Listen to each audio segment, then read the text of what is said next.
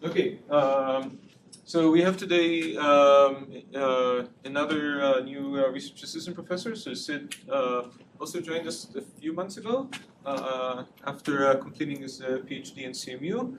And Sid works on different aspects of operation research. Everything is sort of both in optimization and in the mechanism design. And in fact, I guess we'll talk about both topics today. How to use optimization techniques for mechanism design. Thanks, Sid. Okay, thank you very much. So yeah, like Nati said, I'm a new research assistant professor at TTIC, and this talk, it will be on integer programming on combinatorial markets. Quick slide about me. I did my undergrad in math and CS at Caltech, after which I got my PhD just a few months ago from CMU. I was advised by Nina Balkan and Thomas Sandholm. My thesis was also about mechanism design and integer programming in the data age, but I'll talk about those topics today as well. And I like to think of myself as a computer scientist working at the... Sorry, operation. Well, that's the next line. So I like to think of myself as a computer scientist who works at the convergence of AI, operations research, and economics. That was fun. Yeah. So this talk will have two parts. The first part will be on integer programming, so I'll give everyone a quick primer on integer programming, cutting planes, and the branch and cut algorithm for solving integer programs. And then I'll talk about my paper on this thing called super additive lifting for cutting planes. In the second talk, it'll be about auction design and mechanism design. So I'll start by giving a quick primer on that topic, and then I'll talk about our work on new core selecting combinatorial auctions. And you know, I'm hoping that everything should be pretty self-contained, but please interrupt with questions. So let's just jump right in. So integer programming, an integer program is an optimization problem of the following form.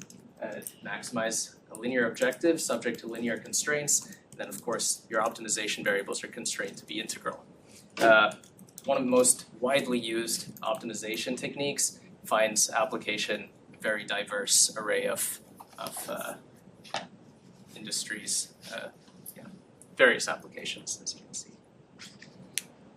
Like I said, it's used routinely in industry. This is a list of Gurobi's customers. Gurobi is the fastest integer programming solver, so very diverse representation of all kinds of industries.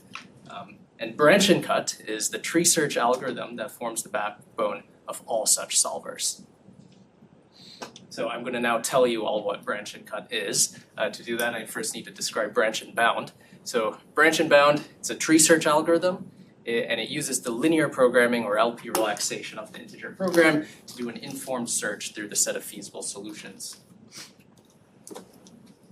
So at every step of branch and bound, you have a node of this tree. Here is just the root node, which contains the original problem formulation. You solve its LP relaxation, and you then choose a variable to branch on, and you partition the solution space in this way.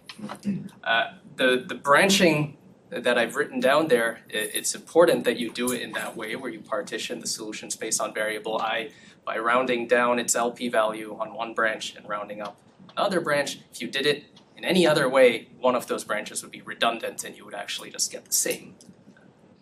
The work you did at the parent, you would redo at that child. Is there a reason to branch on a variable as opposed to some linear? So variable branching is kind of the most commonly used thing in practice. People have studied more general branching. You could branch on multiple variables. You could even branch in general hyperplanes, but those things are kind of pretty difficult to do in practice. Variable branching is kind of the most straightforward way, and it works well. Okay, and you continue building the tree like this. Of course, you don't want to build this humongous search tree, so we're going to ask, when do you actually stop the search at certain nodes of this tree? So you would stop the search, or we say prune a subtree if one of a few things happens. Well, if the LP relaxation at a node is integral, you can save that solution for later and stop expanding that subtree. If it's infeasible, you can also stop expanding that subtree. And then this important bounding step, if the LP optimal solution at a given node is better than the best feasible integer solution you've found so far, Oh, I said better. I should have said worse. Yeah, if the LP optimal at a node is worse than the best integer feasible solution you have so far, then expanding that tree is never going to get you anything better. So you can also prune that subtree. So that's a very high level overview of how branch and bound works. Yes. So when do you decide to solve versus when you decide to branch? So in this very simplistic presentation, we're assuming how I've presented it is actually in order to do branching, you need to have solved the LP relaxation at every node. So we'll just assume, at every node, solve the LP relaxation and then you branch. Yeah. And how do you decide this number two? How do you decide what you put Yeah, so that's what I said on this slide. The branching is done in this way, where you choose a variable, you look at its current value in the LP solution, and partition the solution space in that way. So just make sure I clarify. I mean, you have two conditions here for stopping, but one of them is, so if you find an integer solution, that's good, right? I mean, you don't kill that. No. You store that for later, but you don't need to expand that subtree anymore. And there's a tons of bells and whistles that go into branch and bound. I'm not presenting most of them. Well, isn't that subtree going to be choices of other variables, or no? Maybe I missed that. So if the LP relaxation at a given node is integral, I see. Okay. there's no use to branching further. Yeah. Like in particular, I mean, you always branch on a non-integer variable. Correct. Yeah. Okay, so branch and cut is just an enhancement of this tree search algorithm, where at every node you can add these objects called cutting planes, and I'll define this in the next slide. These are just an object that allows you to get tighter LP bounds and hopefully, find your solution with a smaller search tree. So what's a cutting plane? A cutting plane is just any valid constraint that you can add to the formulation that does not chop off any integer feasible points. So here, if the gray region is the LP feasible polytope and you have these feasible integer points inside, all these green cuts are good, they're valid, but the red one is invalid. You would not want to add something like the red one to your formulation because you might accidentally chop off your best integer solution. And the hope with cutting planes is that if you separate the current LP optimum, you have now a better LP estimate to use in branch and bound, and hopefully that bounding step will kick in sooner at some stage and you build a smaller search tree. So that pink line is a valid cutting plane. That guy's also a valid cutting plane. This is an even better cutting plane because I just pushed it deeper. That's an even better cutting plane. And this cutting plane is kind of formally the gold standard for cuts. It's called a facet defining cut because it defines a facet of your integer polytope inside. So if you could get your hands on these kind of cuts, these would kind of be the best ones to add to the formulation. Okay, so that's all the background. I'm going to talk about now our paper, and this is called super additive lifting. Sorry. Yeah. Maybe this is your paper. How do you? I mean, Yeah. Facet defining cuts are super hard to find in general. Right, but how do you even find the cutting plane in general? I have a proposal. Yeah. I'm not going to tell you how you do this in general. In this paper, I will talk about a very specific method for generating cutting planes and our improvement and tweak to that. Okay, but I'm curious. But the methods used in practice always these cutting methods, whatever you call them, cut, branch, and cut.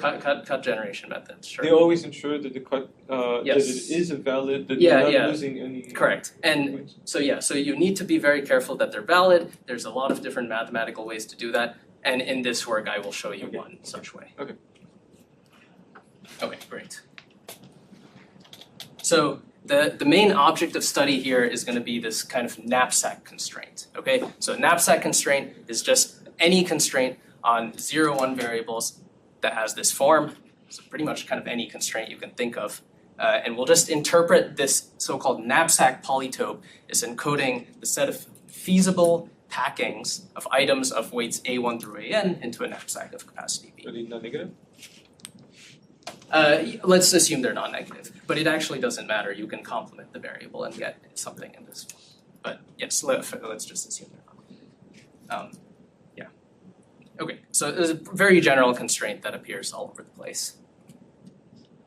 Here's just an example. I don't want to dwell on this example too much, but this is just one formulation of a problem that I'll hopefully talk about later. This is called winner determination in multi-unit combinatorial auctions. Just think of this as, there's a bunch of items for sale. Each item has a supply, and people submit bids asking for quantities of each item. So, bid consists of these quantities demanded and a maximum willingness to pay for all those quantities. And the winner determination problem asks, what's the value maximizing set of winning bids? So that's the formulation of this problem. And for every item, you have a knapsack constraint. So every item's supply constraint is a knapsack constraint. So this is just one example showing where these constraints might arise. Okay, so now let's look at a family of cuts that we can derive just by staring at knapsack constraints. So say we have a knapsack constraint that looks like this. Well, 16, 14, 13, and 9 sum up to 52. So these 4 variables are too heavy to jointly pack into this knapsack. So they can't all be set to 1. So that's a constraint we can enforce. And these constraints already are going to actually chop off parts of the fractional polytope.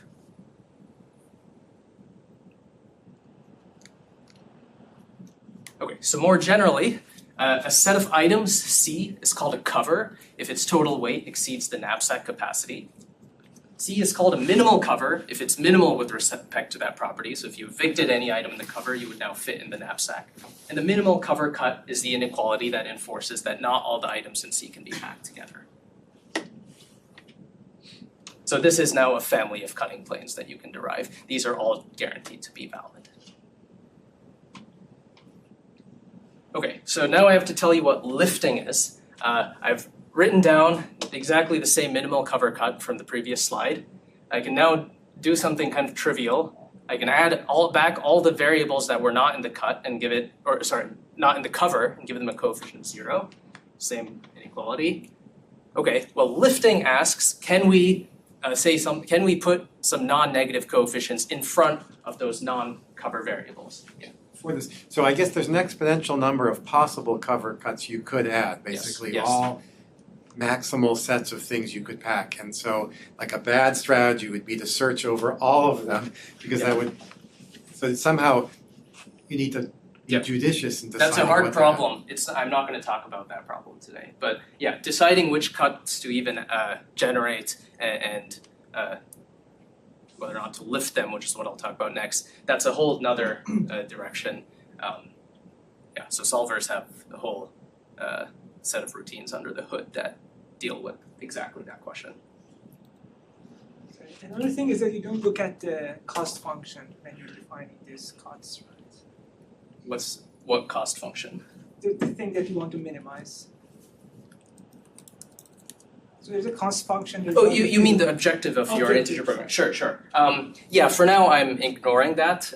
Basically, your question is related to Abram's question. There's a whole set of techniques to generate good covers that you think will separate your current LP optimum. So that's where you're thinking. Yeah, your goal here is to just like not cut. Yeah, so actually in this, I'm just gonna focus on the feasible set and talk about good cuts for that feasible set.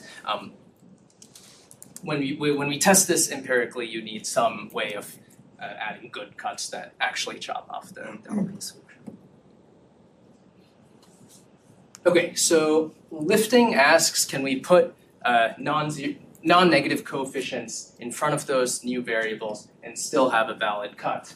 So any inequality of this form is called a lifted cover cut or just a lifting, and it strengthens the original cut by lifting it into the space of all variables. Sorry, if all pi j are equal to 0, then what will happen? Sorry? If all pi j are equal to 0. Well, then you just get the original cut you started with. We're interested in asking, are there ways to find non-zero pi j such that this cut remains valid? All of them non-zero or some of them non-zero? Anything. Yeah. Even if you got one pi j that was a bit bigger than 0, you have something better. Okay, so here's one way to generate valid liftings, and this is a beautiful deep theory called superadditive lifting that was started by Woolsey in 1977.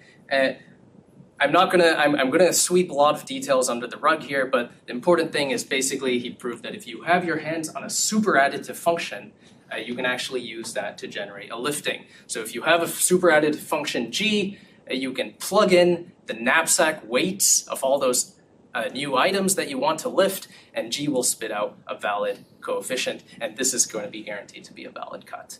This is it's a very elegant, nice result. It's also not just any super additive function, it has to be less than this function f, but I'm not going to tell you guys what f is. That require more detail than I want to go into in this talk. I'm a bit confused. How is this related to the?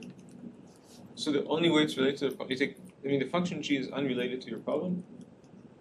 No, What makes a function it's going to be super- related to the problem, and it's very specifically related to the problem. I'll show you a specific G in the next slide. How do we see this in this definition? Is it through f that it's related to the problem? It's through f, yeah. Okay, It is okay. through f. So yeah, that's how it's related to the problem, but it's a bit more detail than I'd like to go into. Okay, so here's an explicit lifting function G that works. So this, so here I've displayed the cut you would get. So this is a paper by Gu, Nemhauser, and Savasberg from 2000. Just some trivia: Gu is the same Gu from Gurobi, and Nemhauser, he's one of the fathers of combinatorial optimization. So these guys explicitly constructed a closed form G that you can use. They proved it's super additive. To answer Nanti's questions, these parameters all depend on the problem parameters of the cover, and this function is very easy to compute. So all I want you to take away is just this explicit closed form piecewise linear function. All of its breakpoints basically just depend on parameters of the cover that are very easy to compute. The most expensive operation is sorting the cover by item weight. Okay, so the first thing we show is you can actually generalize the result, and we can actually have a whole family of lifting functions. What you can do is rotate those sloped parts. As long as they have the same slope, you get a valid superadditive lifting function. And this actually corrects a small error that they had in their paper. They claimed you could get an infinite family by using any symmetric function. Turns out not to be true. If you do that, you can get invalid cuts. What you can do is rotate and use any line there. Okay, of particular interest is the slope zero case. So here's a new superadditive lifting function that we show superadditive. It's just this step function. This turns out to be kind of the most interesting case. Any other slope you would use would generate a cut that's dominated by PC and GNS. So I'm calling this PC, by the way, for piecewise constant lifting. So so just for every variable you want to lift, you just look at its knapsack weight on the x-axis. Y-axis gives you its lifting coefficient. So here I've just superimposed our new lifting function with the GNS lifting function. So you can kind of see where ours is going to give you a better coefficient when theirs is going to give you a better coefficient. Okay, so here's something kind of interesting. So in their original paper, they had given a very small example. So this was like an integer program with 7 variables, and they had a cover of size 4.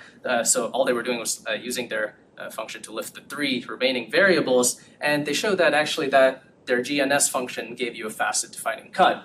And here's the funny thing about their example. All the knapsack coefficients of the items they were lifting happened to be at the point where their lifting function and our lifting function coincide. Okay, so I'm building up to the punchline here. So we push that all the way and actually show that pretty much whenever you have a situation where our lifting function dominates theirs, ours will actually yield a facet defining cut. So formally, if the coefficients come from these intervals that I've highlighted, where really I want you to just pay attention to the blue intervals are exactly where PC lifting dominates GNS lifting. In that case, PC lifting is not only going to dominate GNS lifting, in the sense that the cut you get will be strictly deeper than GNS lifting, it will also define a facet of the integer hull. So giving kind of formally the strongest kind of cut.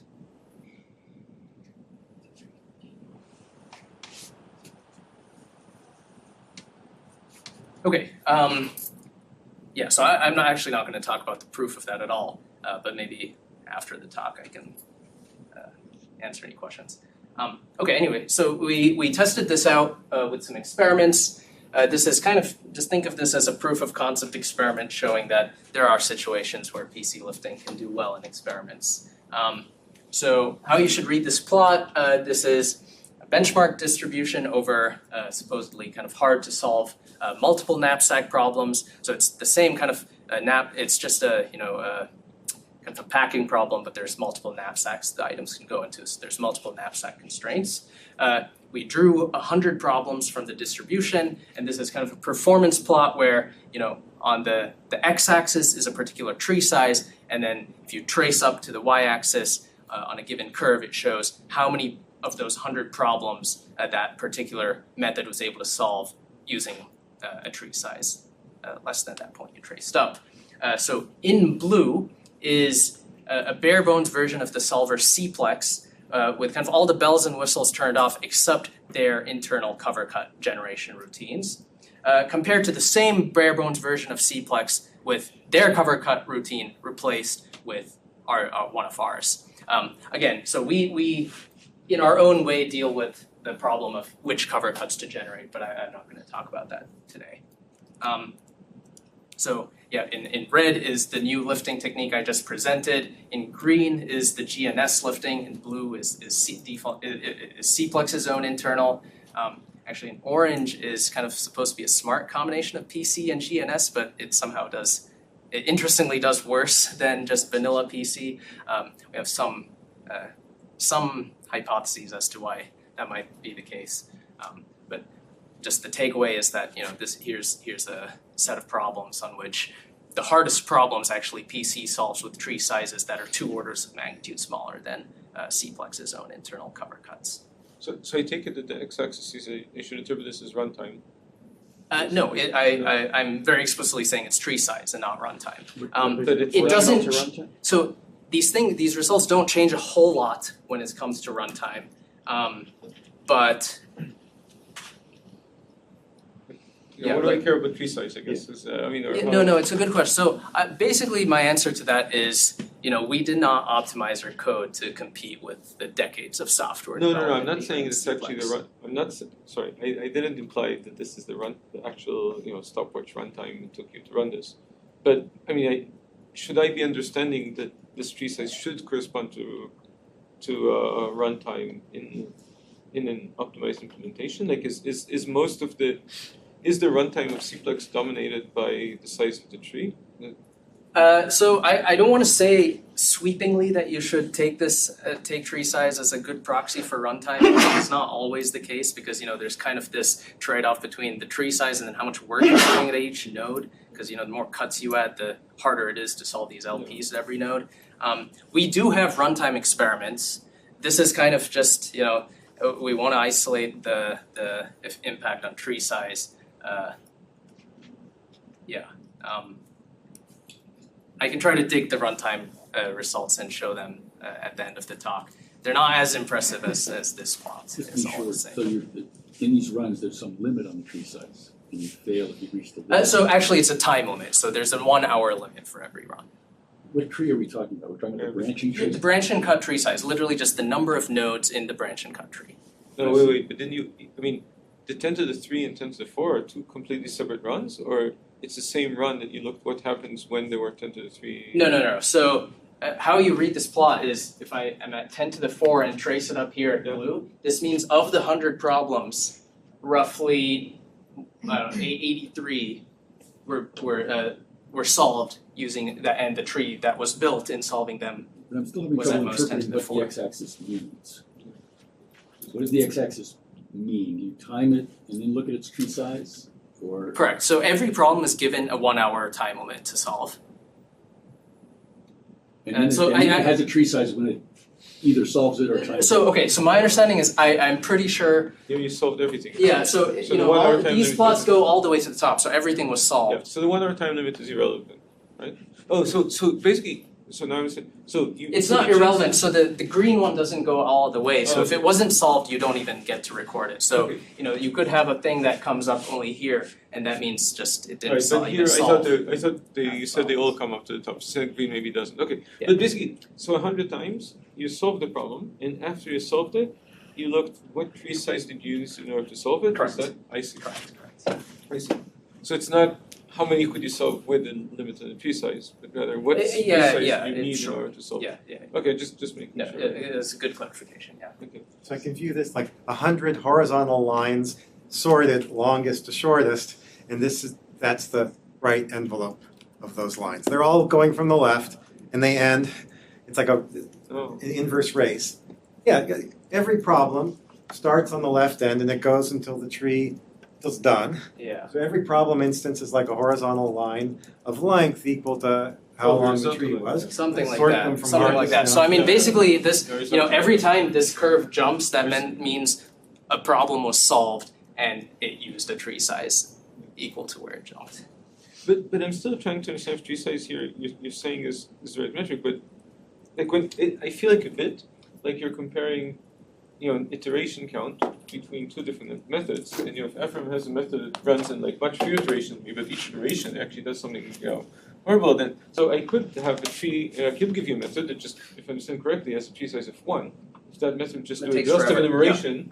Yep. So do exhaustive enumeration and give it Yep, tree size. yeah, give it yeah, tree size. So is on these methods, is it actually comparable that the kind of iteration cost or is somewhat like similar, or like what you do Yeah, somewhat so- similar, or these really are comparing apples and No, oranges?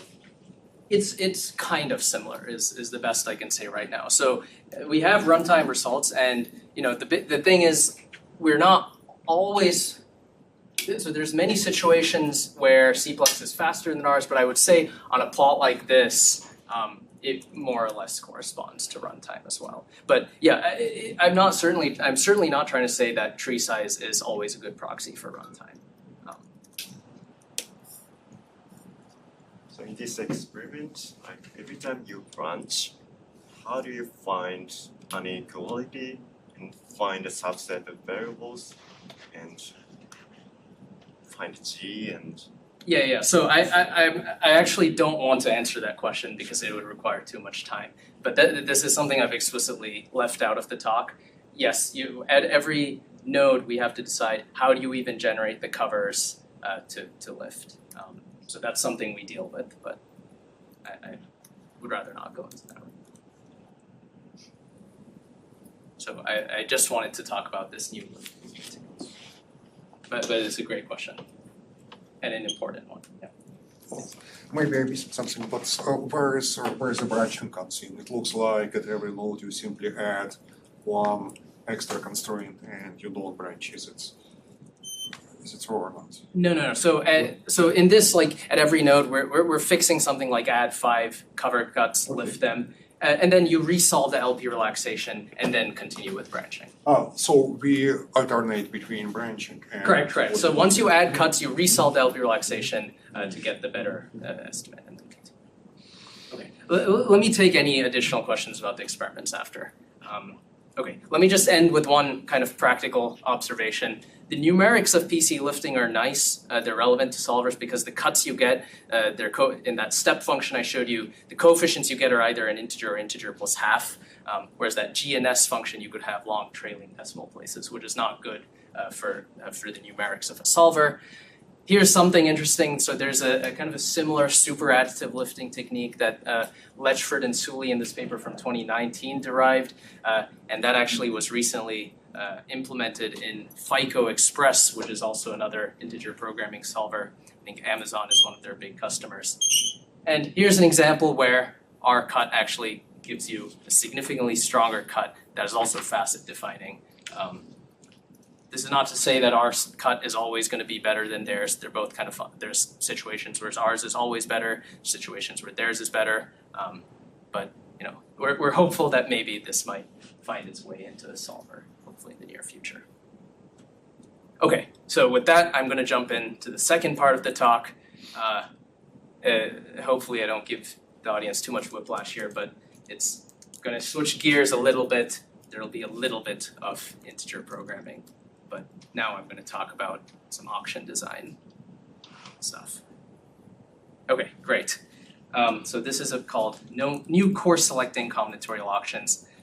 This is joint work with Nina and Thomas. I should say the previous paper on lifting was also joined with Nina, Thomas, and also Ellen Widersik. Okay, so I'll give a very brief overview of mechanism design and the language of mechanism design, and then I'll cast this problem of combinatorial auction design in this language.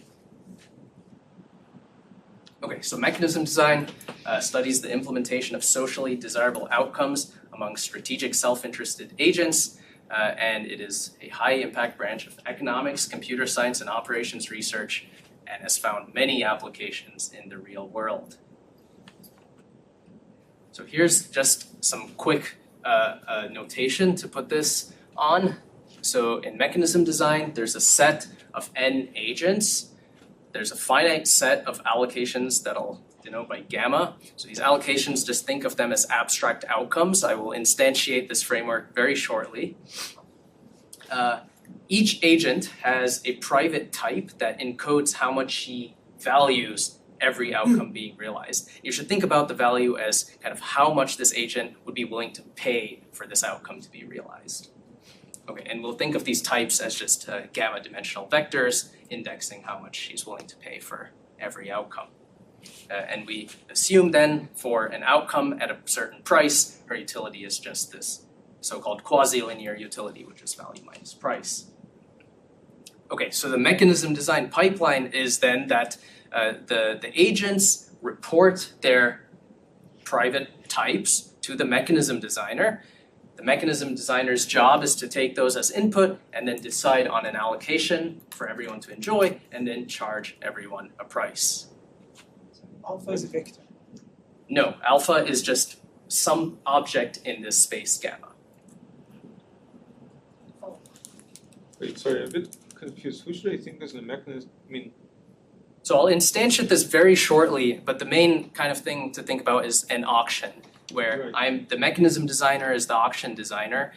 The agents are bidders. Agent's type is their vector evaluations for the item, for the different bundles of items. Is that their bids or their actual value? yeah, I'm a bit.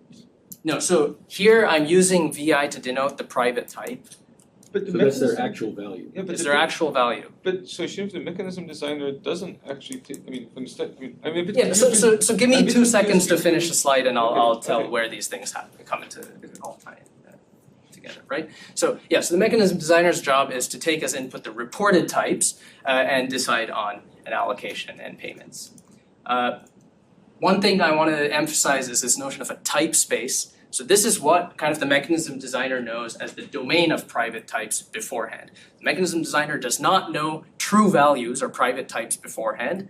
These are to be elicited. But what the mechanism designer does know is that this joint profile of true types will come from this domain data. And then of course, yeah, so the main wrinkle in mechanism design is that the mechanism designer doesn't actually know the true types. In an auction, these are only seen as bids, but we want to design the mechanism in a way to incentivize truthful type revelation for every agent. And then, so that's this IC or incentive compatibility constraint. And then the other constraint, individual rationality, says that if someone reports their true type, they should have non-negative utility. So people are incentivized to actually participate in the mechanism. I'm still confused about where the auction versus the design comes in. I mean, because as I think of mechanism design, the output is a mechanism, not an allocation. And then there's a separate step where you actually run the auction and you get an input to that, and then you output. Oh, I allocation. So I'm a see. bit Okay, I confused see what you're saying. Which Yeah. I mean, what is the mechanism design here? I mean, is that you or is that Sudvi's? I mean, Yeah, okay, so I guess what I'm describing is how a mechanism is implemented and what you want a particular mechanism to satisfy. Yeah, I haven't said anything about how to actually solve the meta problem of designing the but mechanism. then you don't Yeah. actually get V1 through Vn. So this is Well, you know, if you have designed an incentive compatible mechanism, okay. then Okay, but that's you assume okay, that the so that's V1 restricted yeah. for that's. Yeah.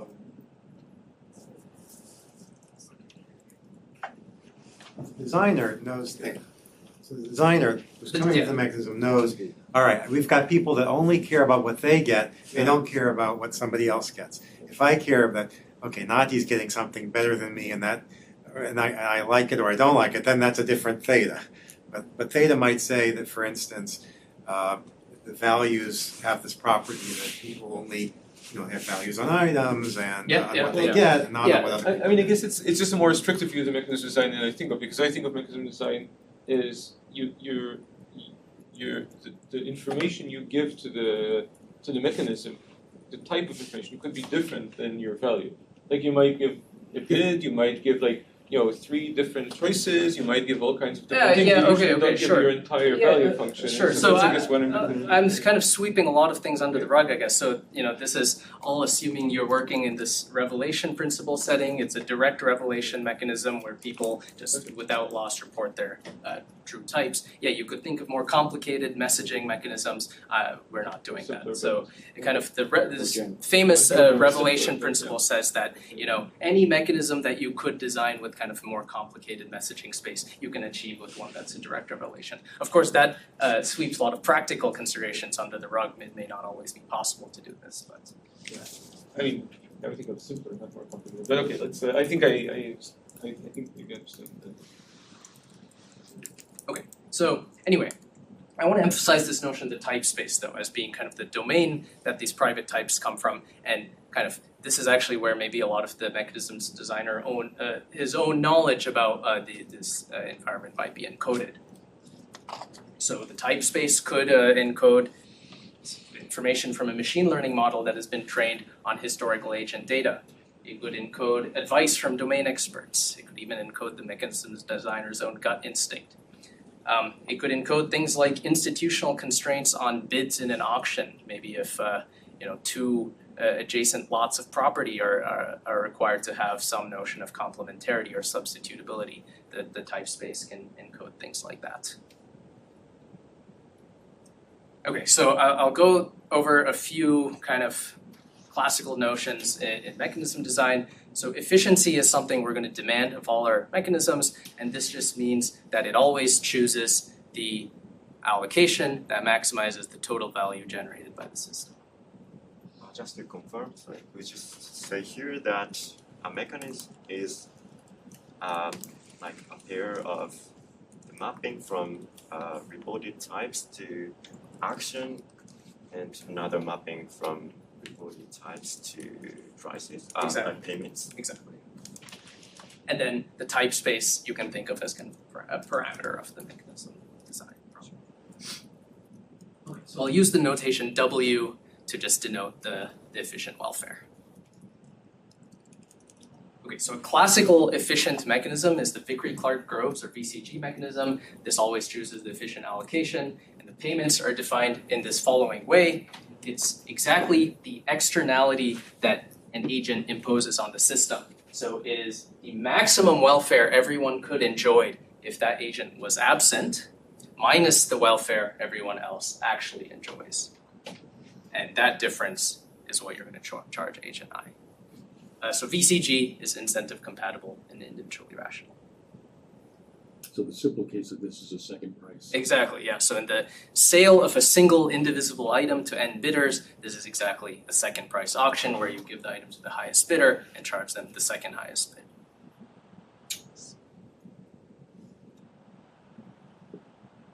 One of the big issues of VCG is it can generate very low revenue, often due to low competition. So it's rarely used, at least in its unmodified form in practice. So here's one enhancement to the VCG mechanism that I'll present. And it's going to be basically a type space dependent enhancement of VCG that really takes advantage of the information encoded in this type domain. So like VCG, it always chooses the efficient allocation. And VCG, what it did is it took an agent, basically zeroed them out. So what if this person was a 0 type? And then what's the maximum welfare everyone could get? But instead of zeroing someone out, we can do something a bit smarter. So this notation theta I of V minus I, what that means is this is kind of all the information the type space conveys about an agent before seeing their type, but after seeing the revealed types of everybody else. And what this weakest type payment is going to do is, instead of zeroing an agent out, we're going to ask, what is the smallest welfare this agent could create consistent with everything I know about them?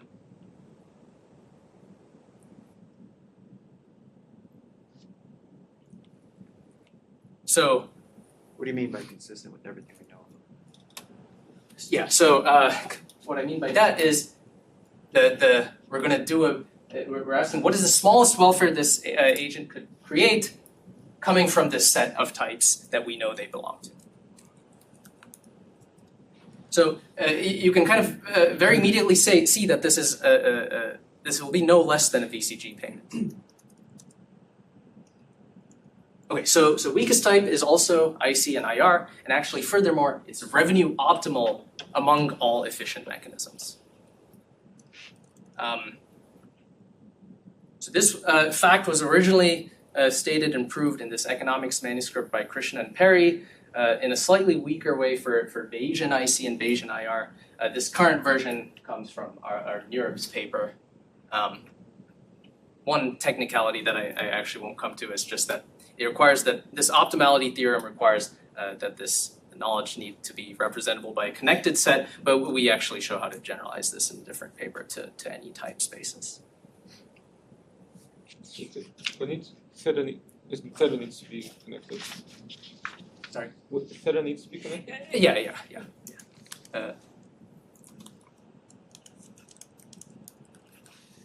Okay, so that's the quick mechanism design section. I'm now going to apply this weakest type idea to design a new combinatorial auction. And this is going to be a design that actually directly improves on some of the combinatorial auctions that have been used to auction off spectrum licenses in various countries. Okay, so I'll quickly tell you what a combinatorial auction is. I'm actually going to be pretty informal about how exactly this fits into the mechanism design setup. I'm sweeping under the rug issues of types being too long to actually communicate, but just bear with me. So in a combinatorial auction, there are m indivisible items to be sold to n bidders, and bidder I is going to submit bids on a number of bundles. What I'm sweeping under the rug is, maybe these bidders have true values for every possible bundle. That could not possibly be communicated. We're just going to ignore that for now and just assume that people submit bids on some pre-selected set of bundles. If you like, maybe the auction designer just predefines what bundles are even biddable on. Okay, then the allocation space is just the set of feasible partitions of items with the constraint that an agent can only win a bundle that she has explicitly placed a bid on. Winner determination is the name for just the problem of computing efficient outcomes here. It's easy to see that this is basically a NP-hard weighted set packing problem, but integer programming works pretty well in practice. Probably the two biggest uses of combinatorial auctions have been allocation of spectrum licenses and strategic sourcing and procurement. Both these applications have generated many billions of dollars of revenue, and some more recent proposals for combinatorial auctions have been actually to redesigns of financial exchanges and also markets for AI compute. Okay, so I'm now going to tell you what a course selecting combinatorial auction. So this is another solution concept that I need to talk about. So I've already kind of told you about efficiency, incentives, individual rationality. So here's, I promise, the last criterion we're going to want. So an auction is in the core if it's efficient and individually rational, and winners' payments satisfy these so-called core constraints. What this says is that if you take any group C of the participants in the auction, the set of winners minus C should pay at least what the people in C would have been willing to pay to take that group's winnings away from them. Think of this as almost like a group VCG kind of constraint, where every group of winners needs to pay how much they hurt the welfare of everybody else. Okay, here's an example illustrating why we might want such core constraints. So here's a very simple example with 3 bidders. Bidder 1 wants only item A, and she's willing to pay $20 for it. Bidder 2 wants item B only, is willing to pay $20. And bidder 3 wants the bundle A and B for $30, but bidder 3 does not want to win either item individually. So this is what is called a complementarity between items A and B. Okay, so in the efficient allocation, bidders 1 and 2 are going to win. Let's look at what VCG prices do. It's pretty easy to see that VCG prices will charge bidder 1 $10 and bidder 2 $10 as well. Basically, if bidder 1 left, then bidder 3 would win. So that's a welfare of 30. But with bidders 1 presence, the welfare for everyone is 20. Okay. But now, bidder 3 will look at this and be like, look, you've given items A and B away. I was willing to pay $30 for A and B, but you've given them away for $20. What gives? So the core constraint for bidder 3 will preclude this. So it's kind of a very sensible solution concept you would want prices to satisfy, especially if this is some big government auction. It's arguably even more important than incentives. And as I'll show you on the next slide, incentives and this core property are at odds often. So there's a well-known impossibility result saying that either VCG is in the core, in which case it's actually the only core selecting incentive compatible auction. If VCG is not in the core, then there's no incentive compatible core selecting auction. And this is kind of usually the case when you have complements between items. Okay, so the first thing we do is kind of give a revised and generalized version of this impossibility, basically showing that if you have sufficient information in this type space, using this weakest type idea can kind of overcome that impossibility sometimes. So the revised version is that either weakest type is in the core, in which case there actually might be a potential continuum of incentive-compatible core selecting auctions. But if weakest type is not in the core, then again, no incentive-compatible core selecting auction exists. Why? If it was unique, if it was in the core. No, so that's so in the case of unrestricted type spaces, if VCG is in the core, it's the unique and only one. Yeah. So, and why I said it can overcome the impossibility is you can have cases where VCG is not in the core, but maybe weakest type actually is, and you actually do have an incentive compatible core selecting auction. Okay, but we want to design nonetheless core selecting auctions. So, even in the case that weakest type is in the core, we want core selecting auctions. So we're going to try to design these to be incentive optimal, to minimize the sum of the utility gains that agents could possibly get by lying in a core selecting auction. Okay, I'm going to go a little quickly to just cover all the results. I guess that time is clock is 2 minutes fast. So. Yeah, about 5 minutes. 5 minutes, okay. So here's one example of one of our new core selecting rules. So here in purple is the core for a 3-dimension. So for an example with 3 winners, it's this core polytope. Over here is the weakest type point, and what we're going to do, I'll say this very quickly, but I won't go into the details. We're basically going to look at the portion of the core that lies above the weakest type point. By above, I just mean the set of vectors that coordinate-wise dominate it. We're going to look at that section, and we're going to minimize revenue in that section. So we now have a face of this section of the core that is minimal in terms of L1 norm. That's not a unique, doesn't define a unique point, but among that face, we'll then take the core point that minimizes Euclidean distance to the weakest type point. And the theorem here is that that rule is incentive optimal. It'll minimize the sum of bidders' incentives to deviate from truthful bidding. And this is a direct generalization of, in the unrestricted type space setting, this VCG nearest rule that does the same thing I just described, but just for VCG, of Day and Crampton from 2012. And just to convince you all that we're not just doing random things here, this VCG nearest rule has been used a lot in practice. This is a table of a number of spectrum auctions that have taken place between 2005 and 2020. And all the ones I've highlighted used the VCG nearest rule to implement payments. Yeah. Okay, so I have 2 more slides of just the results, so let me just quickly get through those. So the punchline here is just, how do you, first of all, how do you actually compute this new core selecting rule? So the first question is, how do you even compute the weakest type prices? So the takeaway is that it's not, it's a manageable computational overhead over just the previous VCG and VCG nearest rule.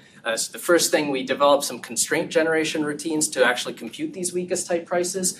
So, the weakest type price for a particular agent involves this min-max problem where, you're trying to solve this weighted set packing integer program to find efficient allocations, and then you're trying to minimize the value of that integer program. So you can just write that as a pure minimization problem by enumerating in the constraints the set of possible allocations. This is now a humongous integer program with many, many constraints. But what you can do is solve this with constraint generation. You initialize a small LP and then iteratively find at a current solution what is the most violated constraint, and then add that to the LP, go back and forth. This works well in practice. The so-called pricing subproblem of finding the most violated constraint happens to be exactly a vanilla winner determination problem. So those work well in practice. So yeah, so it's a solve an LP, solve a modest integer program, and iterate a few times. So this in practice converges pretty quickly. Then once you have your weakest type point, we use it's another constraint generation on the core itself. The core has an exponential number of constraints to find this weakest type nearest core point. And so that's a quadratic program that we solve with constraint generation.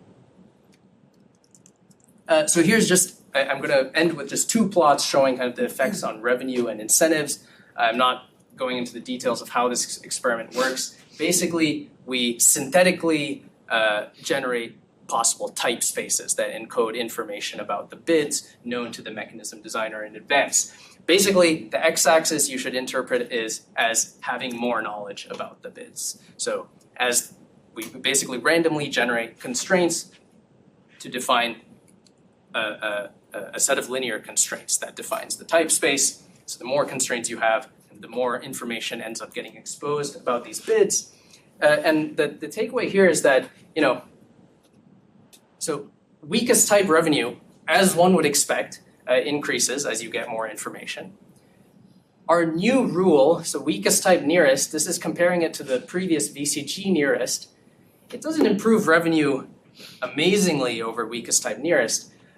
But the thing here is that because weakest type nearest, its revenue is increasing significantly, actually the incentives of our new rule are improving significantly. So here, this y-axis basically tracks the sum of the utility gains anyone could gain by deviating in the auction.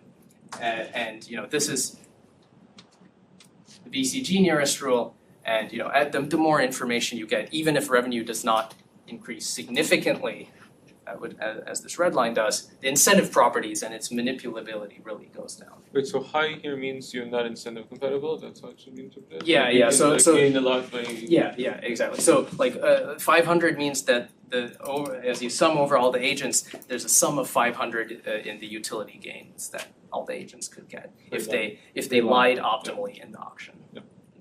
So that shrinks a lot. Yeah.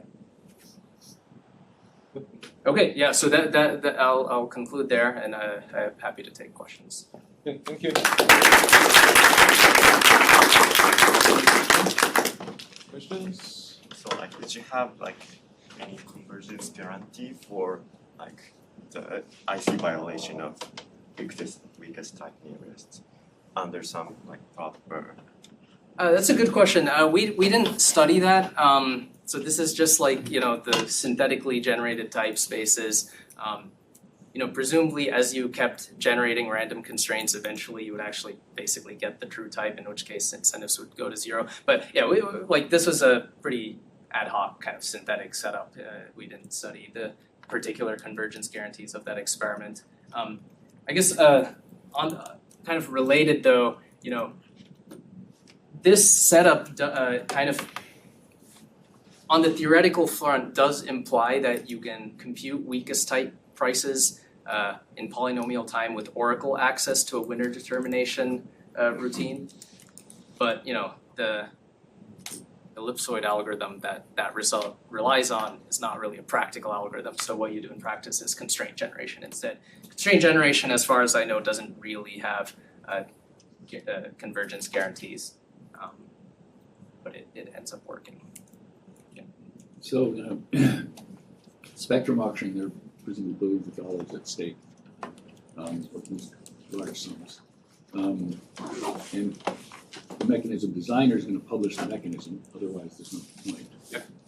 And the customers, the purchasers, are they going to hire a fleet of academics to understand the details of the mechanism such that they can lie optimally? Does this happen? I think it does. Yeah. Yeah. Yeah.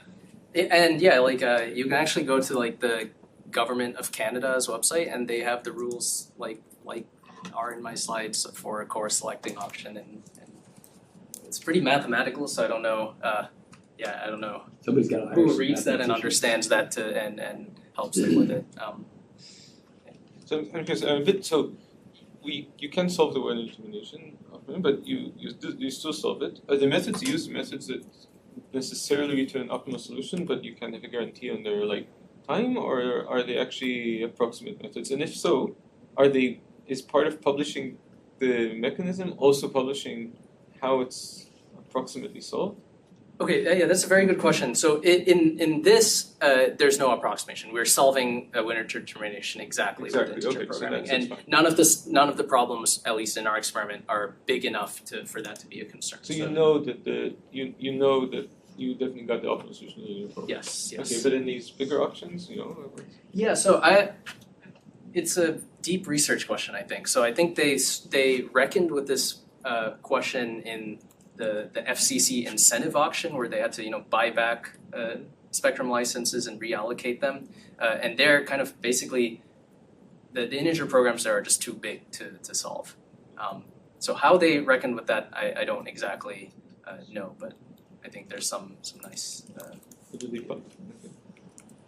So there's some theory there about finding approximate solutions and kind of convincing people formally that those approximate solutions are okay. When I say convincing, I mean in terms of incentives but I can't really go into more detail than just. Any additional questions? Okay, let's thanks Sid again.